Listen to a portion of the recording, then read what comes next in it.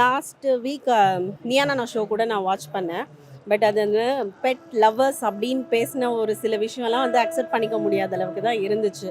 So எந்தெந்த விஷயம்னா, ஒரு லேடி வந்து சொன்னாங்க, நான் அதாவது நாய் குறுக்க வந்துட்டு ஒரு பாப்பா வந்து ஆக்சிடென்ட் ஆயிடுச்சு அப்படின்னு சொல்கிற ஒரு ஃபாதர் இருக்காங்க. அதுக்கு முன்னாடி வந்துட்டு நான் வந்து பைக்கில் போயிட்டுருக்கேன், அந்த நேரத்தில் ஒரு குழந்தை ஓடி வந்துச்சு அப்படின்னு சொன்னது அது வந்து கோபிநாத் அவர்களே வந்துட்டு ஏற்றுக்க முடியாது, இட்ஸ் ஹைலி கண்டம் அப்படின்னு சொல்லிட்டாரு. அந்த ஒரு விஷயம் அக்செப்ட் பண்ணிக்க முடியல. அதே மாதிரி இன்னொரு விஷயம் வந்து அந்த பர்சனை வந்து அதுக்கப்புறம் இதுக்காக நான் வந்து ஃபீல் பண்ணுறேன் அப்படிங்கிறதையும் இல்லை.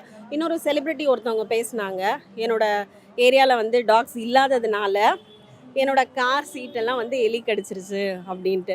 அப்போது அந்த விஷயமும் ஏற்றுக்க முடியல. அப்போ வந்து அவங்க வந்து ஹியூமன் லைஃபுக்கு கொடுக்குற வேல்யூவை விட டாக்ஸ்க்கு வேல்யூ பண்ணுறதுன்றது அக்செப்ட் பண்ண முடியாது தான் இல்லையா?